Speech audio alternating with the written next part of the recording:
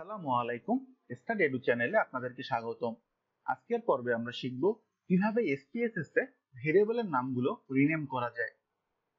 SPSS এ ভেরিয়েবলের নামগুলো rename করার জন্য কিছু নিয়ম রয়েছে। এ বিষয়ে একটি ভিডিও টিউটোরিয়াল তৈরি করা রয়েছে। আপনারা চাইলে ভিডিও ডেসক্রিপশনে দেওয়া লিংক থেকে ভিডিওটি দেখে নিতে পারেন। এসপিএসএস এ ভেরিয়েবলের নামগুলো রিনেম করার জন্য আমাদের ভেরিয়েবল ভিউতে যেতে হবে। ভেরিয়েবল ভিউয়ে গিয়ে এটা হচ্ছে ভেরিয়েবলের নাম। আমরা যদি q1 এর গুলো চেঞ্জ করে দিতে চাই, জাস্ট দিয়ে আমরা ধরুন এটা দিলাম জেন্ডার। জেন্ডার দিয়ে আমরা যদি ইন্টার দিয়ে দেই, আমাদের ভেরিয়েবলের নামটি রিনেম হয়ে গেল। ঠিক একইভাবে এটা এজ ভেরিয়েবল।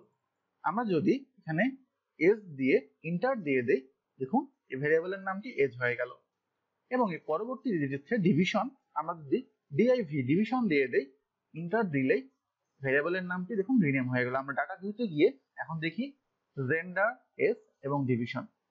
এভাবে আমরা খুব ছোট এবং সংক্ষিপ্তভাবে ভেরিয়েবলের নামগুলো রিনেম করব, যাতে ডাটা অ্যানালিসিসের সময় আমাদের বুঝতে সুবিধা হয়। ধন্যবাদ সবাইকে।